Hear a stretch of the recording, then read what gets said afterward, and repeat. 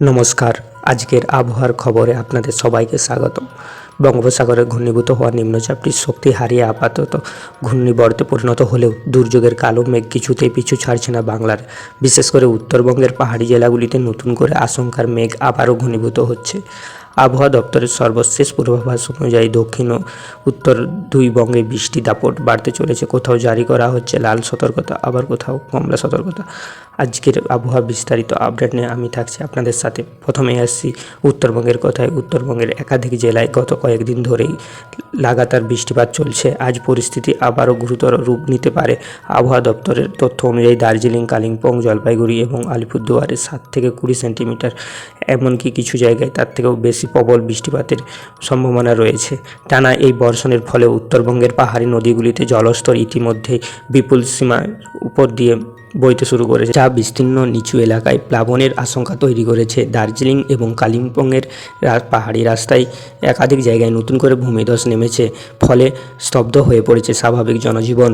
পাহাড়ি রাস্তায় যাতায়াত অত্যন্ত ঝুঁকিপূর্ণ হয়ে ওঠায় প্রশাসনকে সতর্ক থাকার নির্দেশ দেওয়া হয়েছে।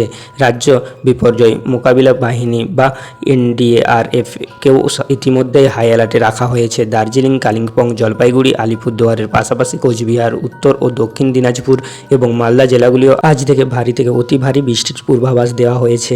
উত্তরবঙ্গে আগামী আরও 2-3 দিন এই বৃষ্টিমুখর ও দুর্যোগপূর্ণ আবহাওয়া অব্যাহত থাকতে পারে। এবার চোখ রাখা যাক দক্ষিণবঙ্গের আবহাওয়ার দিকে। গত কয়েকদিনে কলকাতা সহ দক্ষিণবঙ্গের জেলাগুলিতে দফায় দফায় হালকা থেকে মাঝারি বৃষ্টি দেখা গেলেও আজ থেকে দক্ষিণবঙ্গেও বৃষ্টির তেজ অনেকটাই বাড়বে। বিশেষ করে উত্তর 24 পরগনা, দক্ষিণ 24 পরগনা, নদিয়া, পূর্ব ও পশ্চিম মেদিনীপুর, ঝাড়গ্রাম, পুরুলিয়া এবং বাঁকুড়ার ভারী বৃষ্টির সম্ভাবনা রয়েছে। আজ থেকে আগামী বৃহস্পতিবার ও শুক্রবার পর্যন্ত দক্ষিণবঙ্গের একাধিক জেলায় কোথাও কোথাও হালকা থেকে মাঝারি, আবার কোথাও ভারী বর্ষণ চলতে পারে। বৃষ্টির পাশাপাশি বজ্রবিদ্যুৎ এবং ঘন্টায় 30 থেকে 50 কিলোমিটার বেগে ঝোড়ো হাওয়ার বওয়ারও সম্ভাবনা রয়েছে। দক্ষিণবঙ্গের কিছু জেলায় ইতিমধ্যে হলুদ এবং কমলা সতর্কতাও জারি করা হয়েছে। সমুদ্রে উত্তাল পরিস্থিতি থাকলেও মৎস্যজীবীদের জন্য আপাতত বিশেষ কোনো নির্দেশিকা জারি করা হয়নি। তবে উপকূলবর্তী এলাকায় বাসিন্দাদের আবহাওয়ার দিকে নজর রাখার পরামর্শ দেওয়া হচ্ছে। প্রশ্ন উঠতে পারে, হট করে কেন আবহাওয়ার এই চরম পরিবর্তন? আবহাওয়াবিদরা জানাচ্ছেন, এর পেছনে কাজ করছে একাধিক আবহাওয়া সংক্রান্ত সিস্টেম।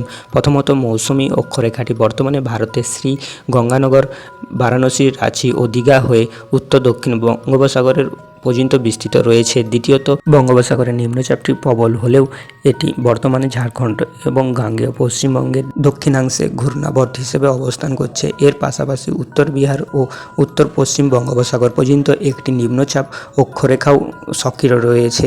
এই ত্রিবিধ আবহাওয়া সিস্টেমের টানে প্রচুর পরিমাণে জলীয় বাষ্প প্রবেশ করেছে রাজ্যে, যার জন্য উত্তর ও দক্ষিণ উভয় বঙ্গেই দফায় দফায় ভারী বর্ষণ চলছে। সব মিলিয়ে চলতি সপ্তাহের মাঝামাঝি সময় পর্যন্ত গোটা রাজ্য জুড়েই বৃষ্টি এমন দাপুটে মেজাজ বজায় থাকছে। বিশেষ করে উত্তরবঙ্গের পাহাড়ি অঞ্চলগুলিতে যাতায়াতের ক্ষেত্রে বাড়তি সতর্কতা অবলম্বনের নির্দেশ দেওয়া হয়েছে। প্রতি মুহূর্তের আবহাওয়ার সঠিক ও নির্ভুল আপডেট পেতে আমাদের চ্যানেলটি সাবস্ক্রাইব করে বেল আইকনটি প্রেস করে রাখুন। আজ এইটুকুই, দেখা হচ্ছে নেক্সট ভিডিওতে। ততক্ষণ ভালো থাকবেন, সুস্থ থাকবেন। ধন্যবাদ।